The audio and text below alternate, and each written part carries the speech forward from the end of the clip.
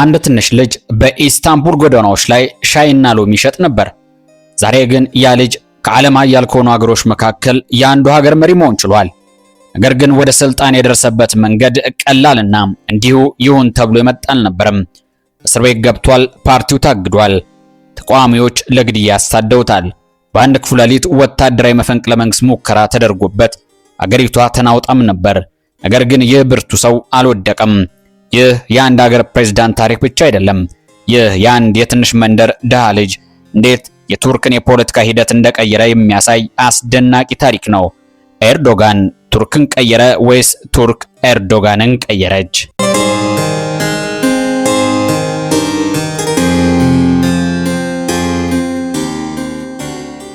ዛሬ የምናየው የቱርኩ መሪ ኤርዶጋን ፕሬዝዳንት ሆኖ ነው በትልልቅ መድረኮች የምንመለከተው፣ ከዓለም መሪዎች ጋር የሚገናኘው፣ ሚሊዮኖች የሚከተሉት። ነገር ግን ከካሜራው ጀርባ ኤርዶጋን ማን ነው? በቤት ውስጥ ምን አይነት ባል ነው? ልጆቹስ እነማን ናቸው? ከሱ ጋር ለዓመታት የቆመችው ሚስቱ ኢሚኔ ማናት? ዛሬ በዘላለም ዝግጅታችን የፕሬዝዳንቱን የፖለቲካ ውጣ ውረድና አስደናቂ ስኬት እንዲሁም ወደ ቤቱ ዘልቀን ኤርዶጋን ማን ነው የሚለውን እንመለከታለን። አብራችሁን ቆዩ።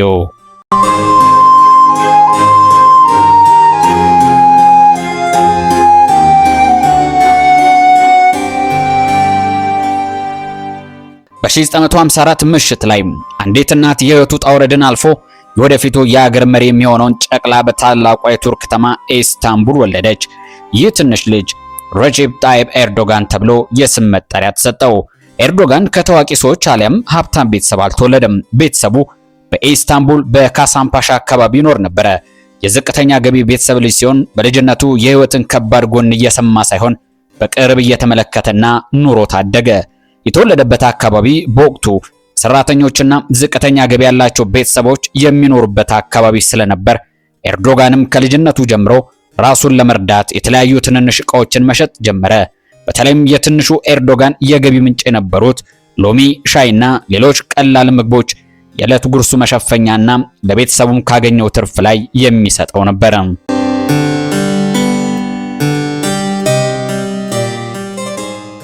ከአሁኗ ባለቤቱ ኢሚኒ ጋር የፍቅር ህይወት ሲጀምር የሃዮቹ መጀመሪያ የነበረው ኤርዶጋን በ24 ዓመት ዕድሜው ላይ ሆኖ አንድ ዓመት ብቻ የሚበልጣትን ኢሚኒን በ1978 ለትዳር ጠይቆ ከእሽታዋ በኋላ ጋብቻቸውን ፈጸሙ።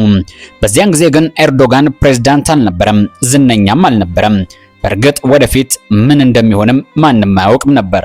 ኢሚኒ ግን ከሱ ጋር በውጣ ውረዶች ሁሉ በፍቅር አብረው ቆየች። ልጆች ተፈጠሩ። የመጀመሪያ ልጃቸው አህመት ቡራክ ከጋብቻቸው አንድ ዓመት በኋላ ተወለደ። የቤቱ አይናፋርና ሚዲያ ላይ የማይታየው ልጃቸውም እሱ ነበር። ቢላል ኤርዶጋን ሁለተኛ ልጅ ሲሆን ልክ እንደ ሁለቱ ታናናሽ እህቶቹ በሃርቫርድ ዩኒቨርሲቲ ትምህርቱን ተከታትሏል። ኢስራ ሶስተኛ ልጃቸው ስትሆን የመጨረሻዋ የቤተሰቡ ትንሿ ልጅ ሱመያ አሁን ላይ የ41 ዓመት ጎልማሳ ናት። ሱመያ ከአባቷ ጋር ያላት ቅርርብ ከሁሉም የኤርዶጋን ልጆች የተለየ ነው። የአባቷ የፖለቲካ አማካሪም ነበረች። ኤርዶጋን ከእናትና አባቱ በጋራ የተወለዱ አንድ ወንድምና እህት ሲኖረው አባቱ ከውጪ ከሌላ ሴት የወለዳቸው ሁለት ወንድሞች አሉት። አሁን ላይ ግን ኤርዶጋን በርካታ የልጅ ልጆችን አይቷል።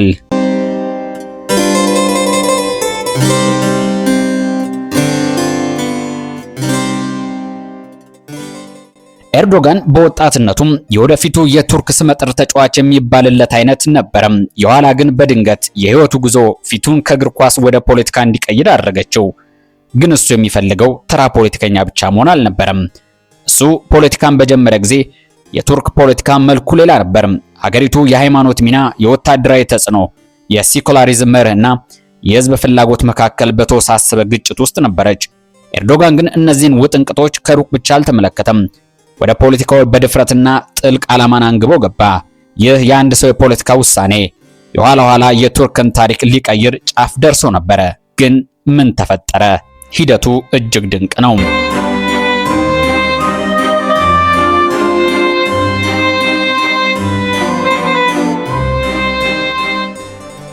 ያ ትንሹ ልጅ ሻይ ይሸጥ የነበረው በኋላም እግር ኳስ ተጫዋች የነበረ ልጅ በጊዜው ማንም ሰው ፖለቲከኛ ይሆናል ብሎ ሊገምት አይችልም ነበረ። ቤተሰቦቹም ቢሆኑ ኤርዶጋንን ፖለቲከኛ ይሆናል ብለው አስበው አያውቁም ነበረ። ግን እንዴት ሆነ? ኤርዶጋን በቱርክ የእስላማዊ ፖለቲካ እንቅስቃሴ ውስጥ በፍጥነት መታየት ጀመረ። በ1994 ግን የሚያስገርም አንድ እድል ገጠመው። በፖለቲካው ዓለም ራሱን የሚያስተዋውቅበት የስልጣን ስፍራን አገኘ። የኢስታንቡል ከተማ ከንቲባ ሆኖ ተሾመ። እዚህ ላይ ፖለቲከኛ መሆን የሚፈልገው ኤርዶጋን ታሪኩን መቀየር ቻለ። ኤርዶጋን ኢስታንቡልን በከንቲባነት ኃላፊነት በመራበት ዘመን ከተማዋ ትልቅ የውሃ የቆሻሻና የትራፊክ ችግሮች ነበሩባት። ኤርዶጋን ግን እንደ ከንቲባ በከተማዋ አስተዳደር ላይ ለውጦችን ለማምጣት ሞከረ። በዚህም ምክንያት ስሙ በመላው ቱርክ መናኘት ጀመረ። በዚህ የህዝብ ፍቅር የተደመመው ወጣቱ ኤርዶጋን በ1997 በህዝብ ፊት አንድ ግጥም አነበበ። ግጥሙም እንዲህ ይላል: ሚንላር ሱንጉ ኩብለር ሚክፈር፣ ትርጉሙም ሚናራዎች፣ ባይኔቶች፣ ጉላላቶች፣ የወታደር ራስ ቆቦች፣ መስጂዶች ካምፖቻችን፣ አማኞች ወታደሮቻችን ናቸው የሚል ሲሆን ይህም በቱርክ ህግ መሰረት እንደ ሃይማኖታዊ ጥላቻ ተቆጥሮ ቂም ተያዘበትና ለእስር ተዳረገ።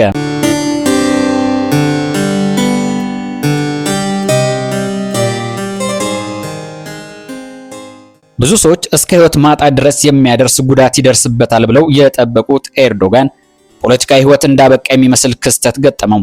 ወደ ወህኒ ቤት ወረደ። የ10 ወራት እስር ተፈርዶበት ከማንኛውም የፖለቲካ ህይወትም እንዳይሳተፍ ታገደ። ነገር ግን ለ4 ወራት እስር ተዳርጎ ከወህኒ ቤት ወጣ። ታዲያ ይህ የኤርዶጋን የመጨረሻው ምዕራፍ አልነበረም። ይልቁንም የእውነተኛው የኤርዶጋን ታሪክ መጀመሪያ ሆነ።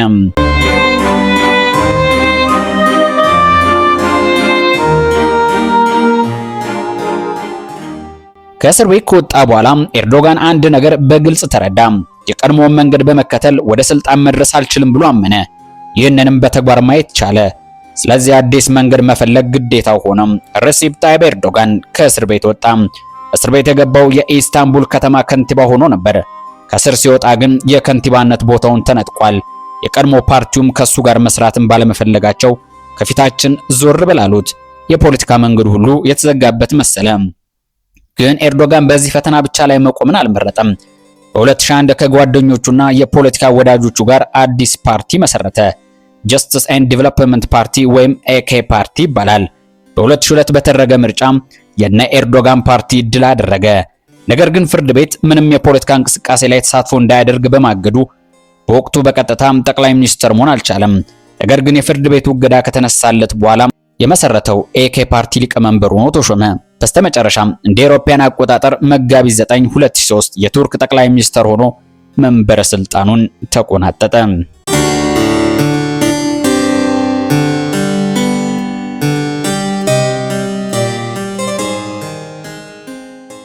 የኤርዶጋን መንግስት ሀገሪቱን ሲመራም ቱርክ በኢኮኖሚ ችግር ከተመታችበት ዘመን እየወጣች የነበረችበት ወቅት ነበር። በኢኮኖሚ እድገት፣ በመሰረተ ልማትና በኢንቨስትመንት ላይ ትኩረት ያደረገው ፓርቲያቸው ለአውሮፓውያን አቆጣጠር ከ2000 እስከ 2001 ዓ.ም ቱርክ ትልቅ የኢኮኖሚ ፈተና ገጥሟት የተዳከመችበት ወቅት በመሆኑ ገና ከህመሟ አላገገመችም። ሀገሪቱ ከባድ ፈተና የገጠማት ዘመን ነበር። ይህን ችግር ግን እንደ እድል የተጠቀሙት እነ ኤርዶጋን በኋላ ጠንክረው በሰሩት ትልቅ ሪፎርም ኤኬ ፓርቲ ትልቅ የኢኮኖሚ ለውጥ ማስመዝገብ ቻለ።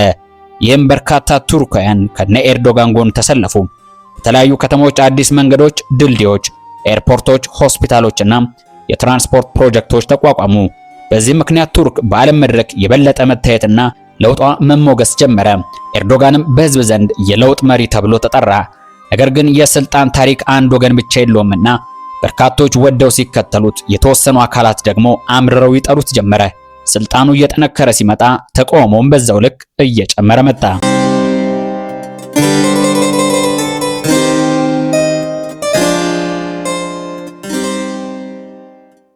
እንደ አውሮፓውያን አቆጣጠር በ2013 ኤርዶጋንና ፓርቲው ሀገርን መምራትና ማስተዳደር ከጀመሩ 10 ዓመታት አስቆጠሩ። ኢስታንቡል እንደ ወትሮ ሰላማዊ ከተማ ሆና ቀጥላ ነበር። ነገር ግን በዚሁ ዓመት አንድ ቀን መንግስት ሊሰራው ባሰበው ፓርክ አማካኝነት ተቃውሞ መሰማት ተጀመረ። ጊዚ ፓርክ የተባለውና በአዲስ እቅድ መንግስት ያስጀመረው ስራ አካባቢውን ለማልማት የተወሰደ የመንግስት እቅድ ቢሆንም እጅግ ትልቅ ተቃውሞ አስነሳ። የተቃውሞ መጠንም ጨመረ። መንግስት ሰላም ለማስፈን የወሰደው እርምጃ ተቃዋሚዎች የፖሊስ ኃይል ከመጠን በላይ ኃይል ተጠቅሟል ብለው ተቹ። መንግስት በበኩሉ ህዝባዊ ሰላምን ለማስጠበቅ ተመጣጣኝ እርምጃ መውሰዱን ገለጸ። ከዚህ ውዝግብ በኋላ ኤርዶጋንና ፓርቲው ሌላ አዲስ ችግር ገጠማቸው። በመጀመሪያ ስልጣኑ ዘመን አካባቢ ተባባሪዎቹና ወዳጆቹ የነበሩ ኃይሎች ከጊዜ በኋላ ተቀናቃኞቹ ሆኑ። ጠላትነታቸውም ከፍ አለ። ይህ ግጭትም በቱርክ ፖለቲካ ላይ ትልቅ ጥላ ጠላ። ከዚህ ክስተት 3 ዓመታት በኋላም የማይረሳው ሌሊት መጣ።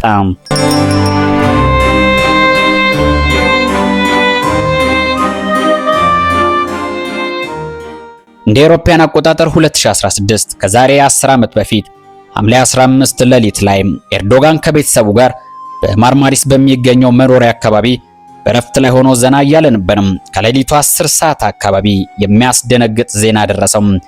በኢስታንቡል በአንካራና በሌሎች ቦታዎች የተወሰኑ ወታደሮች የመፈንቅለ መንግስት ሙከራ ጀምሯል የሚል ነበር። ድልድዮች ተዘግተዋል። ታንኮች መንገድ ላይ ወጥተው ይርመሰመሳሉ። የመንግስት ህንጻዎች በአማጽያኑ ተቃዋሚዎች ተሰባብረዋል። በሰማይ ላይ የጦር አውሮፕላኖች ይርመሰመሳሉ።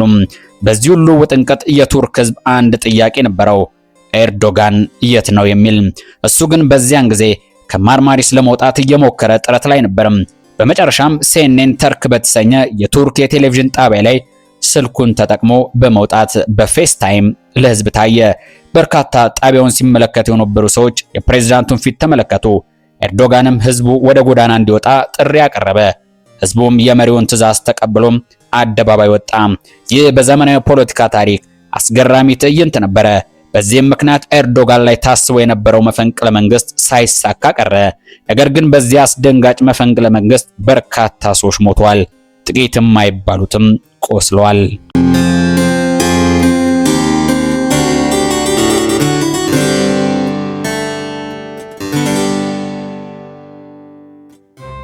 ከ2016 መፈንቅለ መንግስት ሙከራ በኋላም ቱርክ ትልቅ ለውጥ አስመዘገበች። በመንግስት ተቋማት ውስጥ ሰፊ ሰራተኛ ለውጦች ተካሄዱ። በሺዎች የሚቆጠሩ ሰዎች ተያዙ፣ ተባረሩ፣ አንዳንዶቹም ተከሰሱ። መንግስት ይህንን ያደረገው የአገር ደህንነትን ለመጠበቅ ነው ብሎ ገለጸው። ተቃዋሚዎች ግን የሰብአዊ መብትና የፖለቲካ ነጻነት ጉዳይ ነው ብለው ተቹ።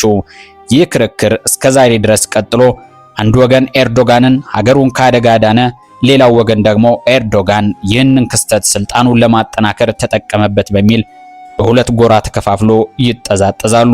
ታሪክ ግን የሚያሳየው ሁለቱም ወገኖች የራሳቸውን ትርጓሜ እንዳላቸውና የነበረውን ክስተት በምስል አስቀርቶ ቀጣዩ ትውልድ እንዲማርበት ነው።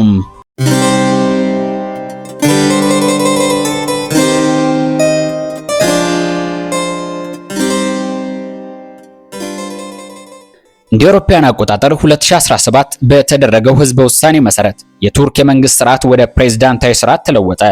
2018 ኤርዶጋን በአዲሱ ስርዓት አማካኝነት ፕሬዝዳንት ሆነ። የጠቅላይ ሚኒስትር ስልጣን በአዲሱ ስርዓት ተወግዶ ብዙ የሥራ አስፈጻሚ ስልጣን በፕሬዝዳንቱ እጅ ሆነ። ኤርዶጋን ከዚህ በፊት የነበረውን የፖለቲካ ስርዓት ላይ ሆኖ ማገልገል ብቻ ሳይሆን የአስተዳደሩንም ስርዓት ቀየረ። ደጋፊዎችም ይህ የመንግስት ውሳኔን ፈጣንና ውጤታማ ያደርገዋል ብለው አመኑ። ተቃዋሚዎች ግን ስልጣን በአንድ ቦታ በጣም እንዲሰበሰብ አድርጓል ብለው መተቸት ጀመሩ። ከዚህ ውዝግብ በኋላም በቱርክ ትልቅ የኢኮኖሚ ፈተና መጣ።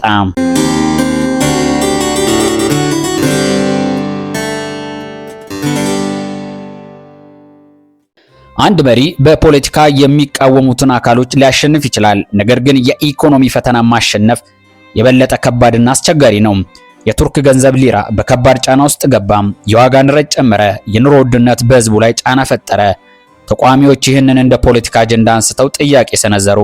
ይህ የኤርዶጋን የኢኮኖሚ ፖሊሲ ውጤት ነው በማለትም ተቹም። የመንግስት ደጋፊዎች ግን የውጭ ጫናና የዓለም ኢኮኖሚ መናር እንዲሁም ሌሎች በርካታ ምክንያቶች ለዚህ የኢኮኖሚ መንገዳገድ ምክንያት ነው ሲሉ ገለጹ። ነገር ግን በቱርክ ህዝብ ዘንድ አንድ ጥያቄ አጫረ። በዚህ ችግር ውስጥ ያለው ኤርዶጋን አሁንም ምርጫውን ሊያሸንፍ ይችላል ወይስ ሌላ ለውጥ አለ?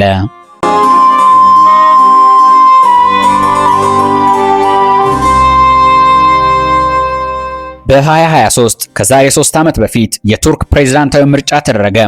ይህ ከኤርዶጋን የፖለቲካ ህይወት በጣም ከባድ ፈተናዎች ውስጥ አንዱ ነበር። ተቃዋሚዎች ብዙ ፓርቲዎችን አንድ አድርገው ስለነበር ከባድ ፈተና ገጠመው።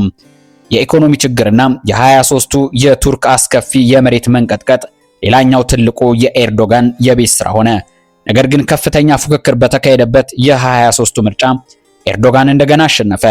የቱርክ ከፍተኛ የምርጫ ቦርድ የምርጫ ውጤት ኤርዶጋን 52 ለ48 በሆነ ውጤት ከሊቸርዳግሉን እንዳሸነፈ ይፋ ሆነ። ያ ምስኪኑ ሎሚና ሻይ ሻጩ የጎዳናው ልጅ እንደገና አሸነፈ። ነገር ግን ይህ ድል ከቀድሞዎቹ ድሎች የተለየ ነበር። ምክንያቱም ኤርዶጋን ከ20 ዓመት በላይ የቱርክ ፖለቲካ ውስጥ ቆይቷል። የሱ ታሪክ የቱርክ የቅርብ ጊዜ ታሪክ አንዱ ክፍል ሆኖም የተመዘገበበት ነው።